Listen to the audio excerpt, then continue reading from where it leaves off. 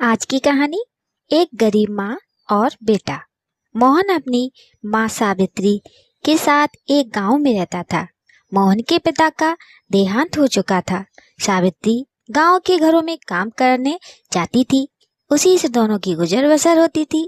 एक दिन मोहन ने अपनी माँ से कहा, माँ, तुम इतनी मेहनत करती हो, मुझे बिल्कुल अच्छा नहीं लगता। मैं अपनी पढ़ाई छोड़कर कुछ काम ढूंढ लेता हूँ। यह सुनकर सावित्री रोने लगी। उसने कहा, बेटा, कुछ दिनों की बात है। तू पढ़ लिख कर अच्छी नौकरी करने लगेगा तो मुझे काम करने की जरूरत नहीं पड़ेगी। फिर मैं तेरी शादी कर दूंगी। बहू के आने पर मुझे आराम ही करना है।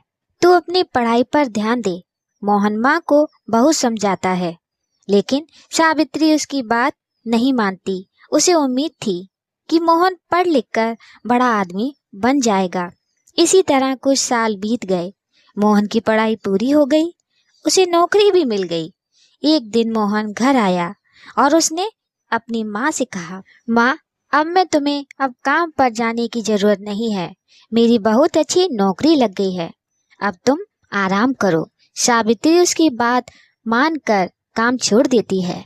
कुछ दिन बाद मोहन के लिए एक बड़े घर से रिश्ता आया। सावित्री बहुत खुश हुई। उसने खुशी खुशी मोहन का विवाह कर दिया। अपनी नई बहू रेखा को पाकर सावित्री बहुत खुश हुई। वह अपनी बहू को कोई काम नहीं करने देती, सारा काम स्वयं करती। रेखा सारा दिन बैठी रहती। एक दिन मोहन ने अपनी माँ से कहा, माँ, तुम रेखा से भी कुछ काम करवाया करो। इस उम्र में तुम काम करती हो और रेखा बैठी रहती है। यह सुनकर रेखा ने कहा, मैंने तो माँ जी से कई बार कहा है काम करने के लिए, लेकिन ये सब अपने आप करना चाहती हैं। मोहन के कहने पर रेखा अगले दिन से सावित्री के साथ घर के काम करने लगी। कुछ दिन बाद सावित्री की तबीयत खराब रहने लगी। अब सारा काम रेखा को करना पड़ता था। कुछ दिन बाद रेखा का स्वभाव बदलने लगा। वह अब सावित्री से बात नहीं करती थी। एक दिन सावित्री ने पूछा, बहू, क्या बात है, तू मेरे साथ बात नहीं करती? तब रेखा ने कहा, आपको पता है मैं कितने बड़े घर से आई हूँ और कितनी पढ़ी लिखी हूँ। तुम लोगों ने मुझे नौकरानी बना दिया। यह सुनकर सावित्री ने कहा, बहू, कुछ दिन की बात है, मैं ठीक हो जाऊंगी, उसके बाद मैं सारा काम कर लूंगी, लेकिन अभी तो मैं बिस्तर से उठ भी नहीं पा रही हूँ। तब रेखा बोली, हाँ, यह सब बहाने मैं खूब समझती हूँ। मैंने काम करना शुरू किया तो आपने सारा काम मेरे ऊपर डाल दिया। यह कहकर रेखा अपने कमरे में चली गई। उस दिन उसने खाना भी नहीं बनाया। शाम को जब मोहन घर आया तब रेखा ने कहा, सुनो जी, मैं इतना काम नहीं कर सकती, इसलिए मैं अपने पिता के घर जा रही हूँ। तुम्हें अपनी माँ की सेवा करनी है तो करो, मुझसे यह सब नहीं होगा। यह सुनकर मोहन गुस्से में बोला, मैंने शादी अपनी माँ को आराम देने के लिए की थी। अगर तुम घर का काम नहीं करोगी तो माँ इस बीमारी में कैसे काम करेगी? यह सुनकर रेखा गुस्से में अपने घर जाने के लिए चल दी। तभी सावित्री ने उसे रोका और कहा, बहू, इस घर को छोड़कर मत जाओ, मैं सारा काम कर लूंगी। रेखा फिर भी नहीं मानती और अपने पिता के घर चली जाती है। उसके जाने के बाद सावित्री रोती रहती है। मोहन कहता है, माँ, तुम क्यों रो रही हो? उसका गुस्सा कम होगा तो वह आ जाएगी। यह सुनकर सावित्री कहती है, बेटा, तू अभी उसे लेकर आ और जब तक वह नहीं आए तू भी उसके साथ रहना। मोहन कहता है, माँ, मैं तुम्हें इस हाल में छोड़कर कैसे जा सकता हूँ?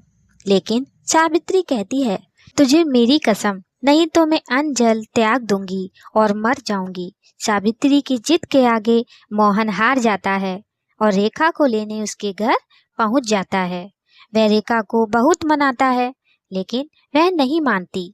रेखा उससे कहती है, हम अलग घर लेकर रहते हैं, तुम अपनी माँ को हर महीने कुछ पैसे भेज देना। मोहन बेमन से उसकी बात मान लेता है और रेखा के साथ अलग मकान में रहने लगता है। उधर सावित्री अकेली रह जाती है। वह अकेले में बैठी बैठी अपने मोहन को याद करके रोती रहती है। एक दिन सावित्री के घर पर कोई दरवाजा खटखटाता है।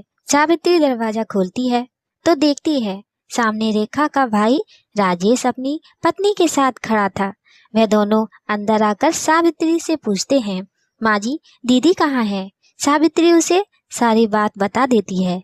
यह सुनकर राजेश कहता है, माँ जी, मैं सोच भी नहीं सकता था मेरी बहन ऐसा करेगी। मैं तो अपनी पत्नी के साथ शहर में रहता हूँ। आज दीदी से मिलने का मन हुआ तो यहाँ चला आया, और इतनी बड़ी बात मेरे माता पिता ने भी मुझे नहीं बताई। यह कहकर वह चला जाता है। कुछ दिन बाद रेखा अपने पिता के घर जाती है। वहाँ उसे राजेश और उसकी पत्नी मिलते हैं। रेखा अपने भाई भाभी को देखकर बहुत खुश होती है और कहती है, भैया आप कब आए? मुझसे मिलने क्यों नहीं आए? और माँ पिताजी कहाँ हैं? जब राजेश ने कहा, मेरी पत्नी माँ पिताजी के साथ नहीं रहना चाहती थी, इसलिए मैंने उन दोनों को घर से निकाल दिया, और तू भी अब कभी यहाँ मत आना। यह सुनकर रेखा के होश उड़ जाते हैं। वह रोने लगती है और कहती है, भैया आप मुझे इतना प्यार करते थे, अब कैसी बातें कर रहे हो? और इस उम्र में माँ पिताजी कहाँ जाएंगे? आप उनके साथ ऐसा कैसे कर सकते हैं? तब राजेश कहता है, जब तूने अपनी सास के साथ ऐसा कर सकती है तो मैं क्यों नहीं कर सकता? मैं भी तो तेरा भाई हूँ।